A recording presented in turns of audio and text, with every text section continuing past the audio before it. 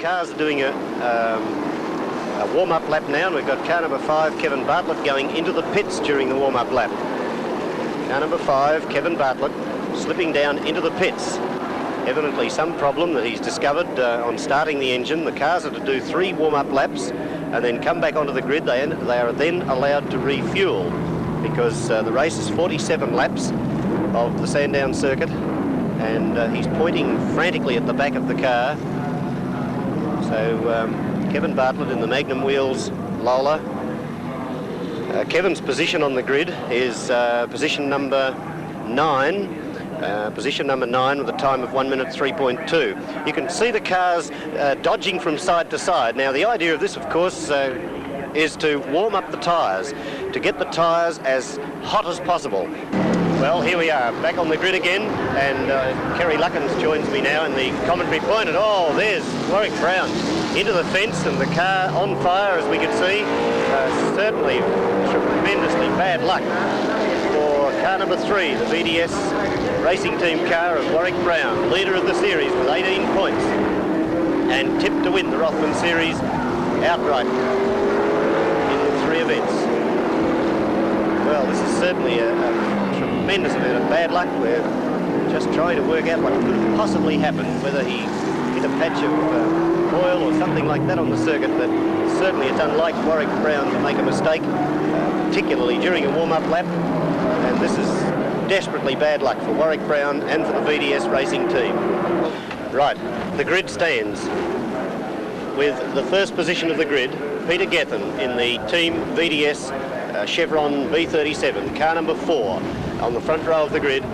Peter Gethin from England, age 36, in his 15th year of motor racing. He began racing way back in 1962 with Formula 3 and Formula 2, progressed through to Formula 5000, and has been European champion in 1969 and 1970, debuted the American Formula 5000 scene in 1969. He's on the right-hand side of the front row, looking at your screen, on the right-hand side of your screen.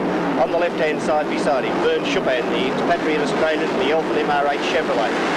Then Alan Jones, and look at that smoke as they go off the line. That's the tyre smoke alone, and Alan Jones grabs the lead from the second row. Alan Jones slices up through the field. In second place now would be Peter Gethin in the Chevron. Beside him, Vern Schupan in third position. Then John Goss, Graham Lawrence, John McCormick, Max Stewart. There's Max Stewart with John McCormick tucked right in behind him as they went through Durrana Corner. But they storm up the straight for the first time up the back straight towards Marlborough Country, and the first one going through is Alan Jones. He's the boy that's had the bad luck, the jump start at Oran Park, and then to wreck his car and have to use a borrowed car in Queensland. He's out for 9 points. Down through the S as he goes towards Goodyear Corner. Gethin closes up on him in the Chevron. In third place we've got Vern Schupan in the Ansett team car. Then Graham Lawrence, who's moved his way right up, followed by John Goss, tucked right in behind him, and then would be Max Stewart, followed by the budget team car driven by John McCormick, the McLaren. They storm out. Kevin Bartlett's in there with them too as they fly down with 1 lap gone and 46 laps to go. Kevin Bartlett into the pits in the Magnum Wheels Lola. Kevin Bartlett into the pits. Peter Gethin, now the only team car for the VDS team left in the race, swarms through from the reservoir round the kink at the scoreboard, motorcraft scoreboard, and on that long back straight up towards the Marlborough Bridge.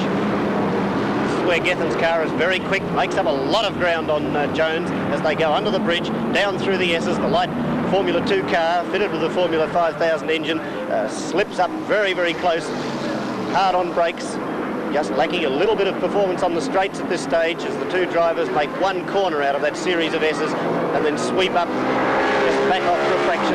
Twitchy handling of Jones's car, just sending him across the track a little bit then. This car of Jones is a brand new car assembled from 6 crates of parts flown in, and there's a move as Gethin comes up on the inside, tries to outbrake Jones. They cross over at Shell Corner with Jones still maintaining the lead, but Gethin is trying to find out just exactly where he can get past the Theodore Racing team car of Alan Jones.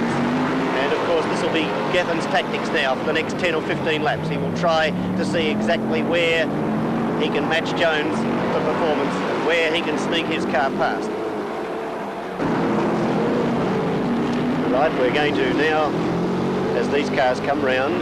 The leading car of Alan Jones through Goodyear Corner, followed through by Peter Gethin. Going to follow them down through the S's, and then we'll try and pick up for you the distance between these two cars. And you can see Jones has got now a good 100 metres or more ahead of Peter Gethin.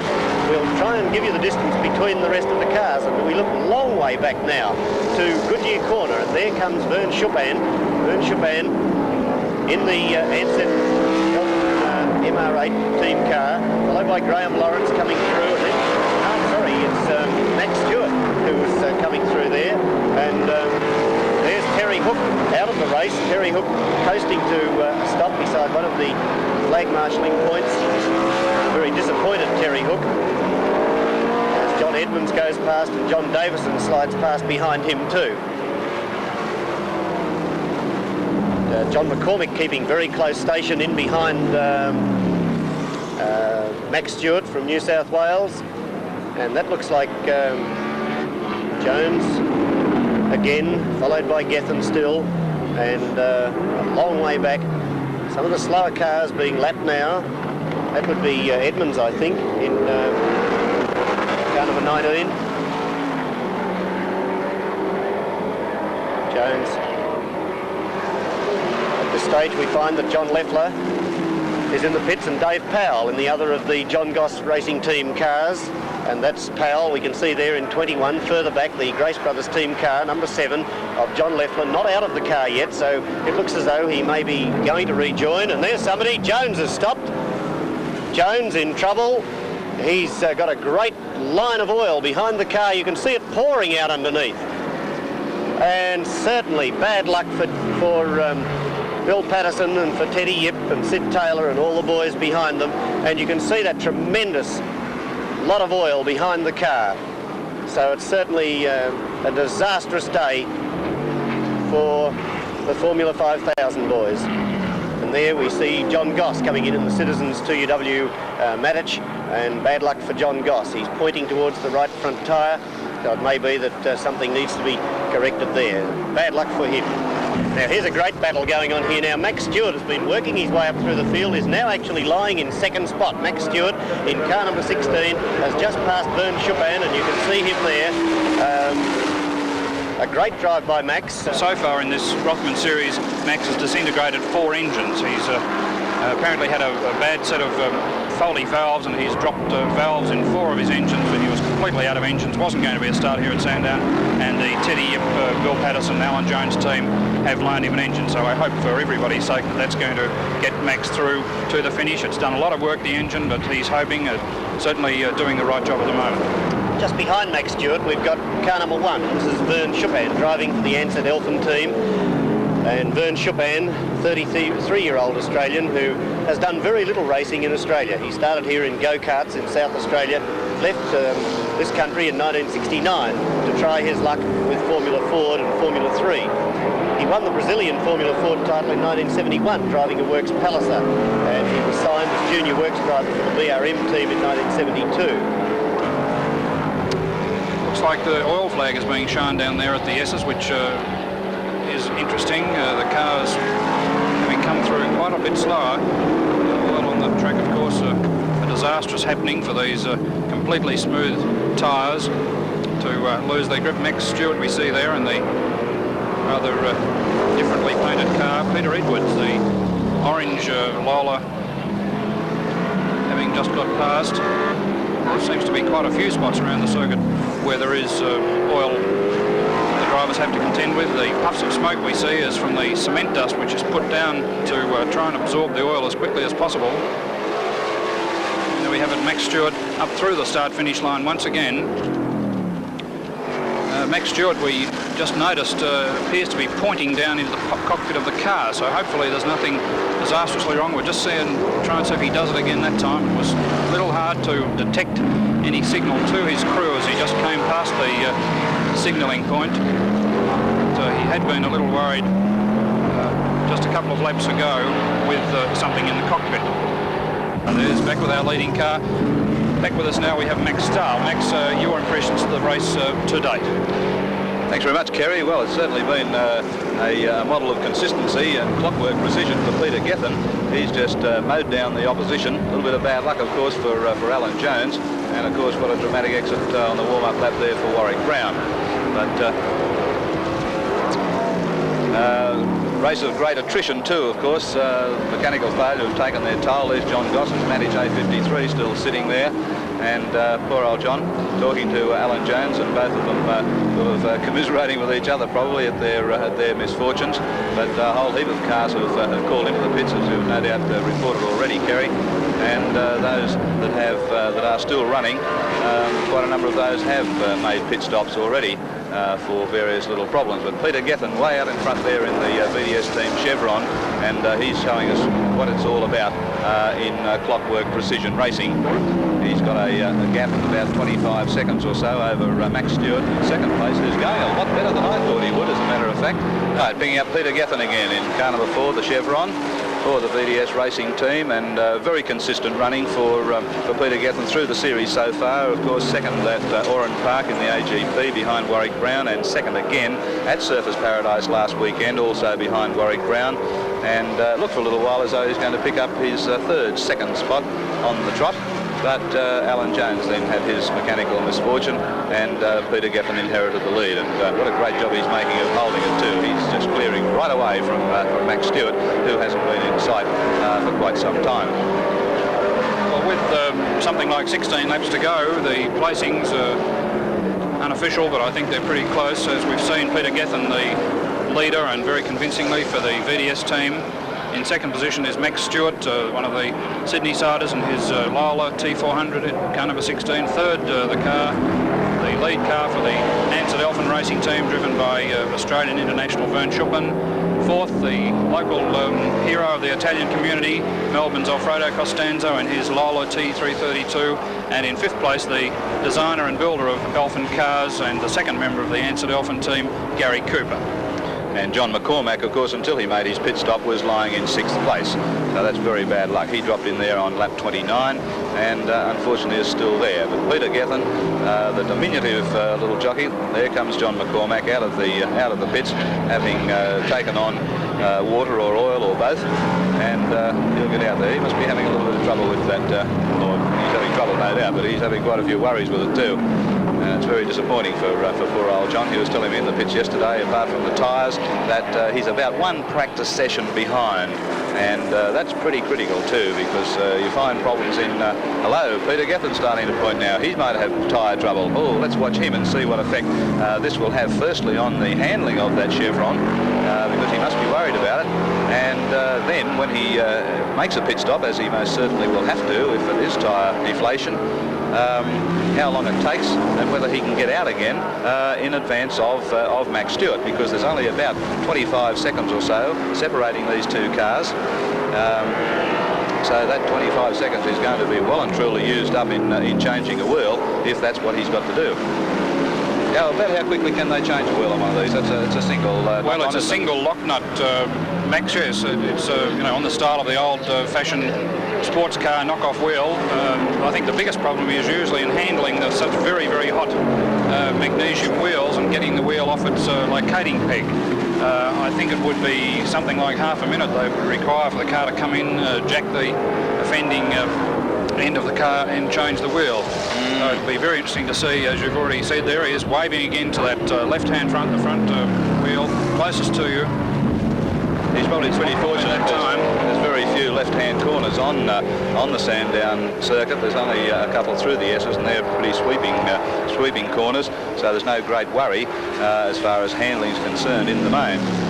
Just recapping on the placings at the moment, we've got Gethin, followed by Stewart, then Schuppman, then Costanzo, Garrie Cooper in fifth place. In sixth place is car number 19, which is John Edmonds in the old Elfin MR5.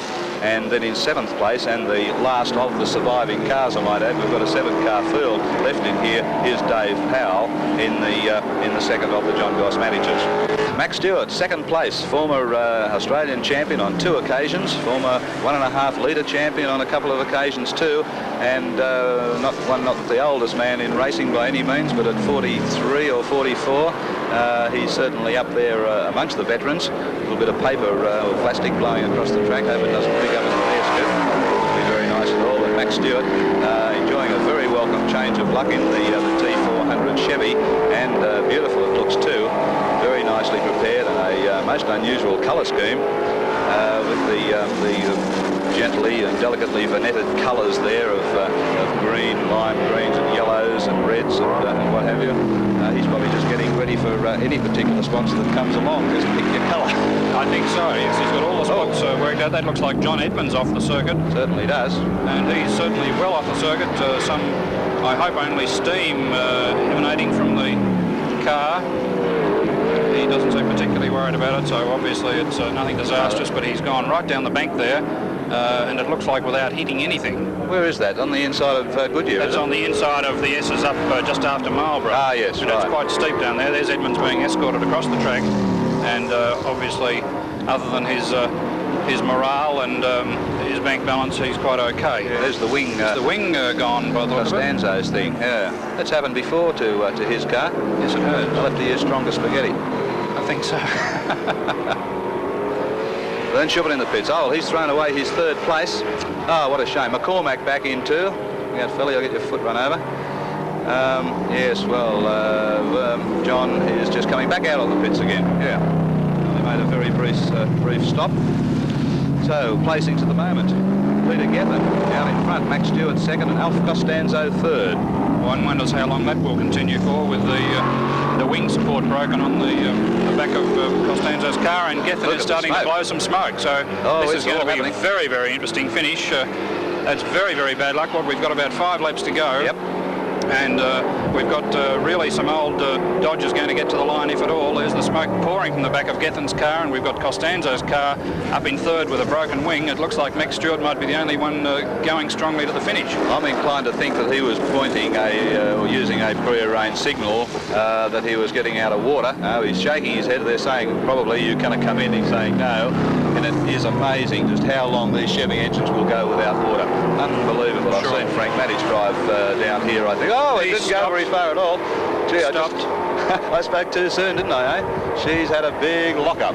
Peter, what a dramatic event. And here the first place goes Max Stewart. Let's find Max Stewart. He'd probably be down the main straight or somewhere or other. There he is. Just coming around Shell Corner. I think he won't have a 40th birthday, he'll have a 21st birthday, I don't know. Mate, all his birthdays have come at once. Good on the jolly grand giant. Now, this is going to make the point scores so much more interesting for Adelaide, too. Because we had Brown on 18, Gethin on 12, Gossie on 7, and it looked as though Gethin, of course, was going to go on to 21 ahead of Brown on 18.